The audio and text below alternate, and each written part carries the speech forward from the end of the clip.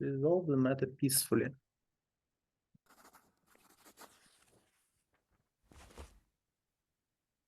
This quarrel can be resolved peacefully. You turn to Thomas and offer to solve the problem like adults. His brother will apologize to Nathan, and Nathan will apologize to him in return. There is no need to fight anymore, and you will give Nathan a piece of your mind when you get home. You and Thomas are all grown up and should act your age, you say. The blood rushes to Thomas' face when he hears this. Act our age, you say? Are you calling me baby? You better shut your trap. This is all he said before he attacks. You barely dodge a fist flying at your face. You start trading blows, huffing and puffing with rage. The younger brothers gawk in awe at the sight. Thomas does not resort to fancy moves, dirty tricks, or stupid taunts. He displays nothing but skill earned in many street fights, and his heavy fist aim for your head. You keep dodging him again and again, trying to reach him. He takes a couple of glancing blows, but easily shakes them off. What a bruiser. You start swinging your fists. You start swinging your first fist, I guess. A fist with greater and greater fury. Your heart is pounding like a hammer. You see nothing but the foe in front of you. How much longer will this take? You're worn out. Your breath grows ragged, and your muscles grow heavy. But there is no way you can give up now. Nathan is watching you. Desperate and out of options, you swing and punch Thomas square in the nose, then immediately let his fist smack you in the temple. The blow rings through your head like a bell and blinds you for a moment. The world swims before your eyes. You clutch at your head to get your bearings. Thomas is standing in front of you, blood dripping from his nose. You no longer want to fight it out, and it seems your opponent would rather end it too. But you keep standing there, eyeing each other angrily. Then suddenly you hear an angry shout right next to you. An enraged man in a craftsman's apron is shaking his fist. Thomas' face contorts in terror right away. It's my father! Run! The punishment for fighting is flogging, and the mere prospect of that makes you run like the wind. Thomas sprints in front of you. You dash across the road and wooden planks on the back alley, up and over a lopsided fence, across a giant puddle in one leap, and then forward into the tall grass. You hide there and stay quiet. You hear no sounds of pursuit. You exchange glances with Thomas and start laughing.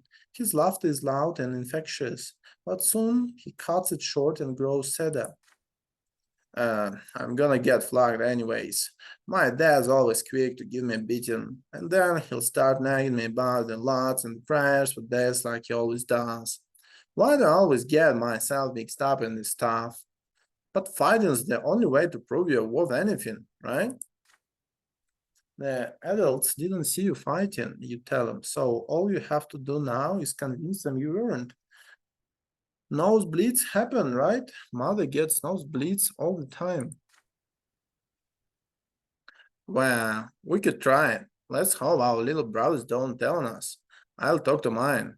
There's a scratch on your head. Don't let them see it. Good thing I didn't hit you in the face. There, good as new. You assure him that Nathan will never tell, and in return, you'll make sure he behaves himself so he won't get tossed into a ditch again. With that, you shake hands with Thomas. His handshake is as strong as you would expect based on his fists. You make your way out to the tall grass. You need to leave before Thomas' father goes to your family and complains about you breaking your lot. You come to realization on the way back. You had no idea the place where you were hiding even existed, and it wasn't too far from home. Thomas smiles in excitement when he hears this. I know lots of places like that. I'll tell you what, if you get out of this mess today, I'll show you the way to the old fortress wall. It's a perfect place to build your own fort. I dug a bunch of wooden planks there. Too bad it's no fun to build all alone. My brother never helps. He just gets in the way. You emerge from the muddy back, Alice, Alice. You emerge from the muddy back, Alice, united by a secret only the two of you know. It seems you've made a friend today. +1 difference. Your inspiration to unlock the mysteries of creation and explore the divine immortal world, the people around you and yourself. It affects your ability to become a priest and future skills crucial for the clergy. Mundane.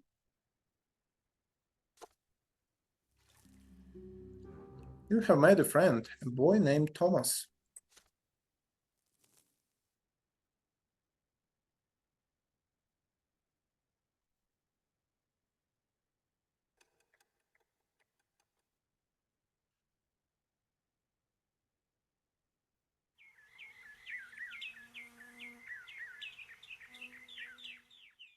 Riders on the road. It is blistering hot today, even for the sun-parched land of Magra. As soon as you are done with your studies, you dash outdoors and out of the stuffy room. You and Thomas roll up your shirt sleeves, but it barely helps. You would gladly do shirtless had you only been in the company of other boys. But there are 3 girls in the yard today. They are doing the laundry in a big wash tub, whispering and giggling. If you could, you would gladly keep watching one of them at work. She has big eyes of deep blue. Her dark hair is braided, and her plain gray dress is mended and patched all over. Her name is Sophia. Sophia. She throws her head back a little when she laughs. The rays of the sun are reflected in her eyes. You, Thomas, and the other boys keep telling silly stories, anything to make her laugh. You sure love telling tall tales, Michael. Oh, I remember this one time. But then Sophia hears a voice calling her home. She nods to you and runs across the street smiling. Her light steps carry her forward, but her eyes are looking elsewhere. But then a stone in the road catches her foot. She stumbles and falls flat into the dust. The streets start shaking from the thundering of hoofs. Riders appear on the road from around the corner. The bare coat of arms you recognize right away. A sable serpent blade on a field of dirt. It symbolizes the Melanides dynasty, the family of your province's archduke. The horses dash forward. A lost wooden toy on the road cracks under their hooves. They will not slow down. They are nobles, and the rest must make way for them. Sophia is in their way, just now starting to get back on her feet. Her mother is crying for her desperately from behind the fence door. You freeze in terror. The riders surely see the girl. Are they going to stop? Or are they going to trample her? In only a few moments, the beautiful girl will be toppled, trampled, and crushed. Shield Sophia from the horses. You rush into the road, blinded by hope, determined to stop the riders. Stay where you are. You stay where you are, lest you get trampled too.